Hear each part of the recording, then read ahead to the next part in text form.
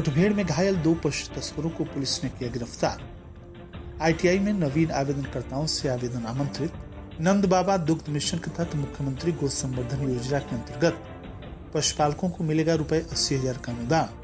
वायुश्री योजना हेतु परीक्षण शिविर आयोजन की तिथि निर्धारित। और बेटी के शव के साथ पिता गिरफ्तार।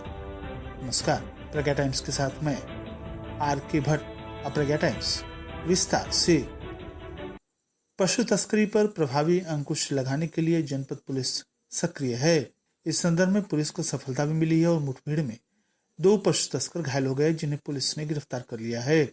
इसके अलावा पशु तस्करों से पुलिस ने पिकअप वाहन, 6 राशि गोवंशीय पशु, अवैध शस्त्र, 10,130 रुपए नगद बरामद किए हैं।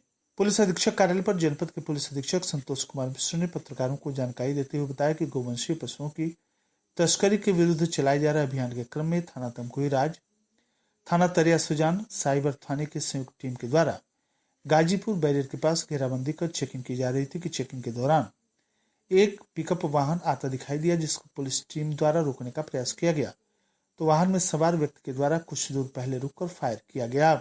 जवाबी प्रतिरक्षा में पुलिस के द्वारा फायरिंग की गई, जिसमें वे घायल हो गए, जिनकी पहचान लाल मोहम्मद अंसारी उर्फ लालू अंसारी पुत्र अब्दुल करीम अंसारी निवासी सनिया खुर्द थाना तमकुही जनपद कुशीनगर तथा असगर अली पुत्र वकील मियां निवासी सरिया खुर्द थाना तमकुही जनपद कुशीनगर के रूप में हुई है। उनके कब्जे से एक पिकअप वाहन में 6 राशि गोवंशीय पशु, 2 नाजायज तमंचा, 6 जिंदा कारतूस, 4 खोखा कारतूस बरामद किया गया। गिरफ्तार अभियुक्त को दवा इलाज हेतु पुलिस अभिरक्षा में जिला अस्पताल भेजा गया। बरामदगी एवं गिरफ्तारी के आधार पर थाना स्थानीय पर सुसंगत धाराओं में अभियोग पंजीकृत करते हुए पुलिस ने अग्रिम विधिक कार्रवाई की है। पुलिस अधीक्षक श्री मिश्र ने बताया कि अभियुक्तों ने पूछताछ में बताया कि उनका एक संगठित गिरोह है जो NH 28 के रास्ते गोवंशीय पशुओं को वाहनों में क्रूरतापूर्वक लादकर बिहार राज्य ले जाकर गौ तस्करी करता है। मुठभेड़ तथा बरामदगी गिरफ्तारी करने वाली पुलिस टीम में प्रभारी निरीक्षक तमकुही राज अमित कुमार शर्मा मई टीम, जनपद कुशीनगर प्रभारी निरीक्षक साइबर थाना मनोज कुमार पंत मई टीम, प्रभारी निरीक्षक तरियासुयान राजप्रकाश सिंह मई टीम, श्री प्रकाश राय मई टीम जनपद कुशीनगर, उप निरीक्षक राकेश कुमार यादव, उप निरीक्षक राज कपूर, उप निरीक्षक अरसलान अहमद, उप निरीक्षक नवनीत राय, उप निरीक्षक संदीप सिंह थाना तमकुही जनपद कुशीनगर तथा अन्य पुलिस बल के लोग शामिल रहे। प्रधानाचार्य राजकीय औद्योगिक प्रशिक्षण संस्थान कुशीनगर आलोक कुमार मौर्य ने अवगत कराया कि राज्य व्यावसायिक प्रशिक्षण परिषद उत्तर प्रदेश अलीगंज लखनऊ चल रहे राजकीय निजी औद्योगिक प्रशिक्षण संस्थानों में सत्र 2024 के तृतीय चरण चयन सूची से दिनांक 9/9/2024 तक प्रवेश की कार्रवाई के उपरांत परिणाम रिक्त सीटों के सापेक्ष पूर्ण पंजीकृत कराने तथा राजकीय निजी औद्योगिक प्रशिक्षण संस्थान के अभ्यर्थी से नवीन विकल्प पंजीकृत कराने तथा राजकीय तथा निजी औद्योगिक प्रशिक्षण संस्थानों हेतु नवीन आवेदनकर्ताओं से ऑनलाइन आवेदन आमंत्रित किया गया है। उन्होंने बताया कि तृतीय चरण में प्रवेश के उपरांत अवशेष सीटों की सूचना जनपदवार, संस्थावार, व्यवसायवार, पाठ्यक्रमवार परिषद की वेबसाइट अथवा जनपद के राजकीय तथा निजी औद्योगिक प्रशिक्षण संस्थानों के प्रधानाचार्य कार्यालय से प्राप्त की जा सकती है। अभ्यर्थी को वेबसाइट से चौथे चरण के लिए राजकीय तथा निजी औद्योगिक प्रशिक्षण संस्थान में पूर्व पंजीकृत अभ्यर्थी के द्वारा नवीन विकल्पों के लिए ऑनलाइन आवेदन तथा चौथे चरण के लिए नवीन अभ्यर्थियों के द्वारा आवेदन तथा रिक्त सीटों का विवरण के लिए लिंक उपलब्ध होंगे। राजकीय तथा निजी औद्योगिक प्रशिक्षण की प्रवेश प्रक्रिया के प्रथम, द्वितीय तथा तृतीय चरण में अचयनित अभ्यर्थी तथा उक्त चरण में चयनित परंतु प्रवेश से वंचित समस्त अभ्यर्थी लिंक पर क्लिक कर अपना पंजीकरण संख्या तथा जन्मतिथि प्रविष्ट कर आवेदन पत्र में जनपद स्तर पर प्रवेश हेतु इच्छित संस्थाएं एवं रिक्त व्यवसायों का विकल्प, लिंग, उपवर्ग, नए ग्रुप को पुनः पंजीकृत करा लें। पुनरीक्षित विकल्प पंजीकृत कराएं जाने की दशा में अभ्यर्थी के द्वारा मूल आवेदन में प्रस्तुत किए गए सभी विकल्प के अनुसार चतुर्थ चरण की सीट आवंटन की प्रक्रिया में सम्मिलित कर लिया जाएगा। राजकीय निजी औद्योगिक प्रशिक्षण संस्थान के ऑनलाइन नवीन आवेदन करने के लिए बने हुए लिंक चौथे चरण के लिए नवीन अभ्यर्थियों के द्वारा क्लिक कर पहले अपना फॉर्म भरना होगा। फॉर्म भरने के पश्चात प्रीव्यू वाले पृष्ठ पर अंकित प्रोसीड फॉर पेमेंट के लिंक पर क्लिक कर ऑनलाइन भुगतान करना होगा। ऑनलाइन भुगतान debit card, credit card internet banking UPI के माध्यम से किया जा सकता है, जिससे यूनियन बैंक ऑफ इंडिया तथा स्टेट बैंक ऑफ इंडिया तथा अन्य बैंकों के पेमेंट गेटवे की सुविधा उपलब्ध रहेगी। आवेदन शुल्क का भुगतान होने पर अभ्यर्थी अपने फॉर्म का प्रिंट आउट ले सकेगा। सामान्य पिछड़ा वर्ग हेतु शुल्क ₹250 तथा अनुसूचित जाति अनुसूचित जनजाति हेतु शुल्क ₹150 निर्धारित है। यह प्रक्रिया दिनांक 11 सितंबर रात 12 बजे तक उपलब्ध रहेगी। मुख्य पशु चिकित्सा अधिकारी डॉक्टर रविंद्र प्रसाद ने अवगत कराया कि नंदबाबा दुग्ध मिशन के अंतर्गत जनपद के पशुपालकों को स्वदेशी उन्नत नस्ल की गायों की संख्या में वृद्धि करने तथा स्वदेशी गायों के नस्ल सुधार हेतु पशुपालकों को अभिप्रेरित करते हुए रोजगार उपलब्ध कराने के उद्देश्य से प्रदेश के स्वदेशी उन्नत नस्ल साहिवाल, थारपाकर, गिर तथा हरियाणा गायों के क्रय पर पशुपालकों को अनुदान व रियायतें देने हेतु नंदबाबा दुग्ध मिशन के अंतर्गत मुख्यमंत्री गौ संवर्धन योजना को जनपद में क्रियान्वित किया जाना है। लाभार्थियों के लिए चयन में 50% महिला तथा शेष 50% में अन्य वर्गों को शामिल किया जाएगा।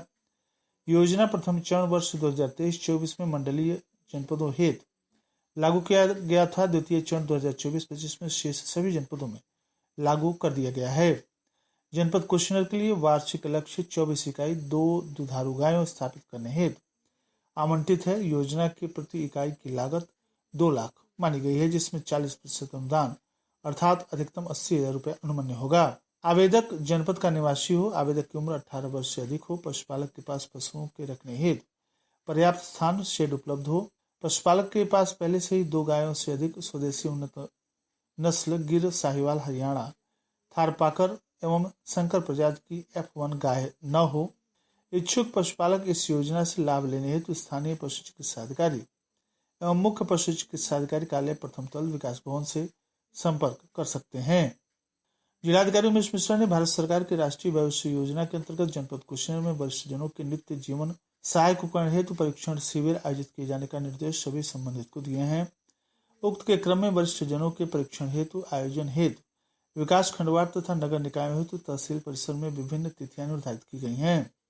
उन्होंने बताया कि शिविर का आयोजन विकासखंड कसिया, फाजिलनगर, नगर पंचायत कुशीनगर, फाजिलनगर हेतु तहसील परिसर कसिया में दिनांक 18 सितंबर को प्रातः 10:30 से 3:30 तक, विकासखंड हाटा, सुकरौली, मोतीचक, नगर पंचायत हाटा, सुकरौली, मथौली हेतु तहसील परिसर हाटा दिनांक 19 सितंबर को, विकासखंड रामकोला, कप्तानगंज, नगर पंचायत रामकोला, कप्तानगंज हेतु तहसील परिसर कप्तानगंज में 20 सितंबर को, विकासखंड पटौना, बिशनपुरा, नगर पंचायत पटौना हेतु तहसील परिसर पटौना में दिनांक 21 सितंबर को, विकासखंड खड्डा, निबुआ, नौरंगिया, नगर पंचायत खड्डा छितौनी हेतु तहसील परिसर खड्डा में दिनांक 23 सितंबर को, विकासखंड तमकोई, सेवरही, दुधई, नगर पंचायत तमकोई, सेवरही, दुधई हेतु तहसील परिसर तमकोई राज में दिनांक 24 सितंबर को प्रातः 10:30 से अपराह्न 3:30 तक आयोजित की जाएगी। इसके लिए विभिन्न जनपद स्तरीय अधिकारियों को पर्यवेक्षक के रूप में ड्यूटी लगाई गई है।